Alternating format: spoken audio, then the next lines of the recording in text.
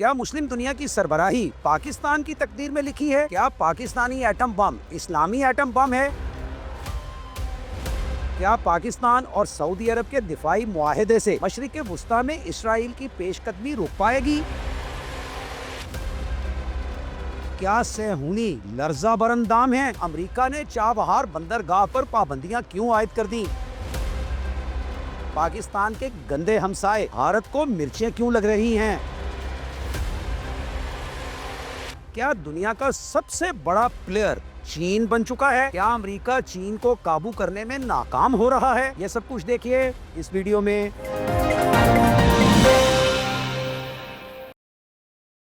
السلام علیکم، میرا نام ہے سجاد شفیق بٹ۔ ناظرین، جیسا کہ آپ جانتے ہیں، تاریخ عالم میں دو ہی ملک مذہب کی بنیاد پر وجود میں آئے۔ ایک ہے اسرائیل، جسے سازشی دماغ رکھنے والے دنیا بھر کے صہیونیوں نے اپنے پیسے کا بھرپور استعمال کرتے ہوئے مغربی قوتوں کی مدد سے فلسطین پر ناجائز قبضے کے ذریعے تشکیل دیا، جبکہ دوسرا ہے پاکستان، جسے جنوبی ایشیائی برِ عظیم کے مسلمان باشندوں نے اپنی قیادت کی رہنمائی میں بھرپور سیاسی جد و جہد کے بعد حاصل کیا۔ بانی پاکستان قائد اعظم محمد علی جناح رحمۃ اللہ علیہ نے اسرائیل کے وجود کو غاصبانہ قرار دیتے ہوئے اسے کلی طور پر مسترد کیا تھا۔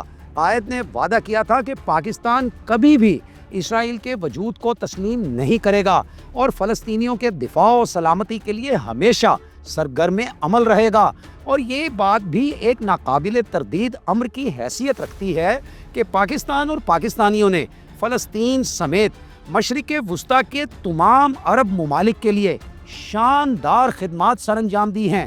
حجاز مقدس کی حفاظت کا اسلامی فریضہ ہو یا جنگ عرب اور جنگ اردن جیسے مارکے، پاکستان اور پاکستانیوں نے قائد اعظم کے وعدوں سے کبھی انحراف نہیں کیا، اور ہم پورے عزم و استقلال کے ساتھ ملت اسلامیہ کی خدمت کے لیے، ملت اسلامیہ کی حفاظت کے لیے میدان عمل میں موجود رہے ہیں۔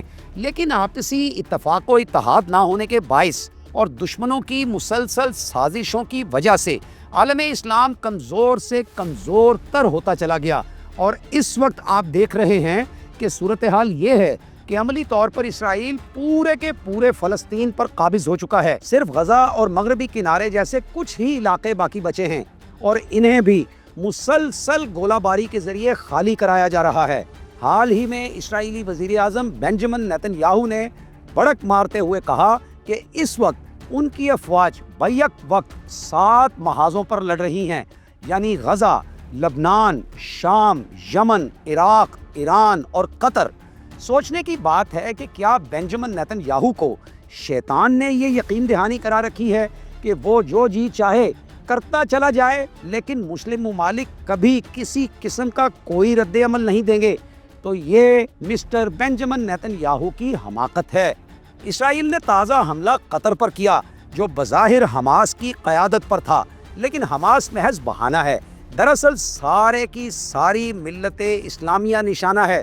محسوس ہوتا ہے کہ قطر پر حملے نے عرب حکمرانوں کو خواب غفلت سے بیدار کر دیا ہے، اور وہ اسرائیل جیسی قیامت خیز مصیبت کا سد باب کرنے کے بارے میں کچھ عملی فیصلے کرنے کے لیے تیار ہو چکے ہیں۔ اسی سلسلے کی پہلی کڑی سعودی عرب اور پاکستان کا دفاع مشترکہ طور پر کیے جانے کا معاہدہ ہے، جس پر دستخط ہو چکے ہیں۔ اسرائیل نے اس بارے میں ابھی کوئی سرکاری موقف تو نہیں دیا، لیکن یہ بات طے ہے کہ اب اسرائیل کو مشرق وسطی میں اپنے اگلے قدم پھونک پھونک کر اٹھانے ہوں گے، کیونکہ اب پاکستان بھی میدان میں ہوگا، اور مسٹر بنجمن نیتن یاہو کو پتہ ہے کہ پاکستان دنیا کی معدود چند ایٹمی قوتوں میں شامل ہے، جبکہ پاکستان کے پاس ریگولر اور ارریگولر دونوں طرح کی افواج بڑی تعداد میں موجود ہیں۔ اسی طرح گولہ بارود، میزائلز اور جدید ترین جنگی ساز و سامان کی بھی پاکستان کے پاس کوئی کمی نہیں۔ پھر ایسا جذبہ جہاد بھی ہے جس کی شاندار مثالیں ہم حالیہ 3 روزہ پاکستان بھارت جنگ کے دوران بغور ملاحظہ کر چکے ہیں۔ الجزیرہ ٹی وی کو دیے گئے انٹرویو میں پاکستانی وزیر دفاع خواجہ آصف سے پوچھا گیا کہ کیا اس معاہدے کے تحت سعودی عرب کو پاکستان کے جوہری ہتھیاروں تک رسائی بھی ہوگی؟ اس پر خواجہ آصف کا کہنا تھا کہ یہ معاہدہ دفاع کے لیے ہے، جس کا مقصد ہرگز جارحانہ نہیں۔ اس معاہدے کے تحت پاکستان کی دفاعی صلاحیتیں سعودی عرب کے لیے بھی किसी भी मुमकिना जंगी सूरत हाल में मददगार होंगी। लेकिन ख्वाजा आसिफ ने यह वाजे किया कि आखिरी बार जौहरी हथियारों का इस्तेमाल हिरोशिमा पर हुआ था और खुशकिस्मती से अब दुनिया न्यूक्लियर जंगों से महफूज है। उन्होंने उम्मीद जाहिर की है कि आइंदा भी ऐसा कुछ नहीं होगा। लेकिन नाजरीन, याद रखना चाहिए कि ज़माना अमन में ऐसी ही बातें की जाती हैं और हथियार तो ज़माना जंग के लिए तैयार किए जाते हैं, जबकि ज़माना जंग के बारे में सवालात ज़माना अमन में नहीं किए जा सकते, क्योंकि हथियारों को जंगों में ही इस्तेमाल होना होता है और जंगों में सवाल जवाब नहीं हो रहे होते, बल्कि अपनी अपनी बर्तरी साबित करने के लिए हर तरह के हथियार चल रहे होते हैं। पाकिस्तान के एटम बम अभी जब बना भी नहीं था तो इसे मुस्लिम दुनिया के दानिश्वर इस्लामी बम का नाम दिया करते थे, और आज इस बात की हकीकत दुनिया की समझ में आना शुरू हो गई है, जबकि लंडे के दानिश्वरों के मौक़िफ़ सैलाब के पानी में बह गए हैं। पाकिस्तान और सऊदी अरब के दरमियान सिक्योरिटी मुआहिदा कतर के दारुल हुकूमत दोहा में हुआ है, और इस तरह इसराइल को एक साफ पैगाम भेजा गया है कि आइंदा नहीं, बिल्कुल आइंदा नहीं। आइंदा अगर कुछ हुआ तो इसके नताइज संगीन तरीन होंगे। पाकिस्तान के वज़ीर दिफा ख्वाजा आसिफ ने यह भी कहा है कि अगर दीगर अरब ममालिक भी ऐसा कोई इशारा देते हैं तो जैसा बाहिमी मुआहिदा सऊदी अरब के साथ हुआ है, पाकिस्तान बाकी ममालिक को भी इसमें शामिल करने पर गौर कर सकता है। फिर पाकिस्तान और सऊदी अरब के दरमियान शराकत दारी कोई नई बात तो नहीं है, लेकिन कहा जा रहा है कि इस अजीम दिफाई शराकत दारी में इस मुआहिदे के तहत होने वाला मुमकिना इजाफा हमारे गंदे हमसाए भारत के लिए मजीद परेशानी का बाइस बन सकता है, क्योंकि इसराइल समेत कोई भी मुल्क सऊदी अरब पर हमलावर होता है तो समझा जाएगा ये पाकिस्तान पर हमला है, और भारत समेत कोई भी मुल्क पाकिस्तान पर हमलावर होता है तो समझा जाएगा कि वो मुल्क सऊदी अरब पर हमले में मुलविस है। तो भारत दो जानिब से सख्त अजियत में मुब्तला हो चुका है, क्योंकि अमेरिकन सदर ने भारत की जानिब से अमेरिका भिजवाए जाने वाले सामान पर 50% टैक्स आयद कर दिया है, और भारत की जानिब से रूसी तेल की खरीदारी बंद ना किए जाने पर उसे मजीद पाबंदियों के पहरे में लाने का अंदिया भी दे दिया है। इसी तरह भारत की जानिब से ईरान में तामीर करदा चाबहार बंदरगाह पर पाबंदियों का अमरीकी इस्तिस्ना भी फौरी तौर पर खत्म कर दिया गया है। फिर भारत सऊदी अरब या किसी भी खलीजी मुल्क पर पाकिस्तान के साथ ताल्लुकात के हवाले से कोई दबाव डालने की पोजीशन में बिल्कुल भी नहीं है, क्योंकि मशरिक़ वुस्ता के ममालिक में कमोबेश 1 करोड़ भारतीय बाशिंदे नौकरियां करते हैं, और सिर्फ सऊदी अरब में 20 लाख भारतीय रहते हैं और रोजगार कमाते हैं।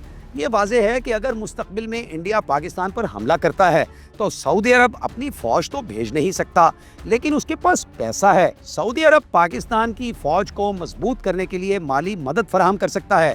फिर सऊदी अरब के पास अमेरिकन टेक्नोलॉजी है और वो पाकिस्तान को भी ये टेक्नोलॉजी फराहम कर सकता है। यकीनन ये इंडिया के लिए बहुत बड़ा नुकसान होगा। सोचने वाली बात ये भी है कि आखिर सऊदी अरब ने पाकिस्तान के साथ ये मुआहिदा क्यों किया। पहला और सीधा जवाब ये है कि खलीजी ममालिक अब अमेरिका पर भरोसा नहीं करते, क्योंकि वो मुसलसल दो रंगी का मुजाहरा करता आया है। हज़ारों अरब डॉलर समेटने के बावजूद उसने अरब ममालिक को खुश नहीं किया, बल्कि उन्हें लूटना खसूटना ही अमरीकियों का वाहिद शेवा रहा है। दूसरी जानिब अमरीका मुस्तकिल बुनियादों पर इसराइल के हर अमल की गैर मशरूत हिमायत करता आया है।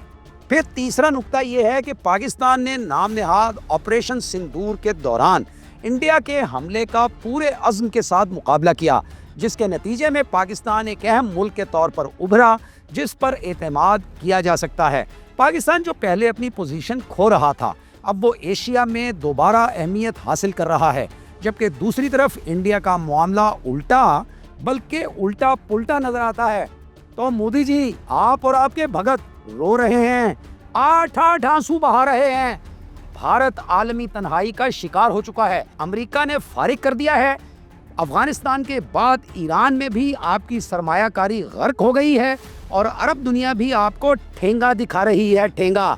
और हाँ मोदी जी, आपके खरबपति दोस्त गौतम अडानी की जानिब से इसराइल में की गई अरबों डॉलर्स की सरमायाकारी भी मिट्टी में मिल चुकी है, क्योंकि जंगों में मुआशी मफादात वो पहली चीज होते हैं जिन्हें आग लग जाया करती है। ناظرین آپ کو یاد ہی ہوگا کہ حالیہ 12 روزہ ایران اسرائیل جنگ کے دوران چین نے کہا تھا کہ دنیا امریکہ کے بغیر بھی چل سکتی ہے، تو اس بات کی عملی تشریح سامنے آنا شروع ہو گئی ہے۔ سعودی عرب سن 2016 سے چین کے بیلٹ اینڈ روڈ انیشیٹو کا حصہ ہے اور اس سلسلے میں 20 ارب ڈالرز کی سرمایہ کاری بھی ہو چکی ہے۔ دنیا بھر کو ایک تجارتی روٹ سے منسلک کرنے والے چینی بیلٹ اینڈ روڈ انیشیٹو کے لیے سی پیک یعنی چائنا پاکستان اکنامک کوریڈور مرکزی حیثیت رکھتا ہے، تو عوامی جمہوریہ چین اس وقت پس منظر میں مکمل طور پر متحرک ہے اور پاکستان فرنٹ سے قیادت کرنے کے لیے تیار، جبکہ سعودی عرب مشرق وسطیٰ میں سینٹرل کمانڈ کا حامل ملک ہے اور اسی کی رہنمائی میں باقی خلیجی ریاستیں اپنی پالیسیز تشکیل دیا کرتی ہیں۔ یہاں یہ بات بھی یاد رکھنی چاہیے کہ سن 2023 میں سعودی عرب اور ایران کے درمیان امن مذاکرات بھی چین نے کروائے تھے اور اس حوالے سے دونوں ممالک کے کشیدہ تعلقات میں بہت زیادہ بہتری آئی تھی۔ ناظرین کہا جاتا ہے کہ ظالم کو مہلت دی جاتی ہے، لیکن اگر وہ باز نہ آئے تو اسے اپنے کیے ہر ظلم کا حساب اسی دنیا میں دینا پڑ جاتا ہے۔ جتنی بڑی تعداد میں مسلمان بچے اسرائیل شہید کر چکا ہے، اتنے بچے تو اس فرعون نے بھی قتل نہیں کیے تھے جس کا سامنا حضرت موسیٰ علیہ السلام کو کرنا پڑا تھا۔ تو قرآن مجید کی سورہ آل عمران میں اللہ تعالیٰ مسلمانوں کو کہتا ہے وَاعْتَصِمُوا بِحَبْلِ اللَّهِ جَمِيعًا وَلَا تَفَرَّقُوا، اور اللہ کی رسی کو مضبوطی کے ساتھ پکڑے رکھو اور تفرقے میں نہ پڑو، اور اللہ کا احسان اپنے اوپر یاد کرو جب تم ایک دوسرے کے دشمن تھے تو اس نے تمہارے دلوں میں ملاپ پیدا کر دیا، پس تو اس کے فضل سے تم آپس میں بھائی بھائی بن گئے، اور تم تو آگ کے گڑھے کے کنارے پر تھے تو اس نے تمہیں اس سے بچا لیا۔ اللہ تم سے اپنی آیتیں ایسے ہی بیان فرماتا ہے تاکہ تم ہدایت پا جاؤ۔ ناظرین اس بات میں کوئی شک نہیں ہونا چاہیے کہ ملت اسلامیہ اس وقت اسرائیل جیسے آگ کے گڑھے کے کنارے کھڑی ہے۔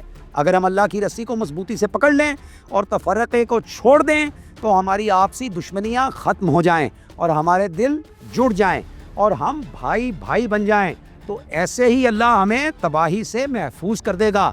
آپ بتائیے آپ کو کیا لگتا ہے، کیا پاکستان کو عملی طور پر تمام مسلم ممالک کی جنگی قیادت مل چکی ہے؟ کیا پاکستان کے ایٹم بم اسلامی ایٹم بم ہے اور پاکستان کے میزائل مسلمان ممالک کے دفاع کے لیے مخصوص ہیں؟ کیا ہم یہ بھاری ذمہ داری اٹھا پائیں گے؟ کیا پاکستان کی تقدیر میں جو لکھا تھا اس کے ہونے کا وقت آ پہنچا ہے؟ ان سب معاملات پر اپنے خیالات کا اظہار ضرور کیجیے گا، انتظار رہے گا۔ اب اجازت دیجیے، بشرط زندگی پھر ملیں گے۔ اللہ حافظ۔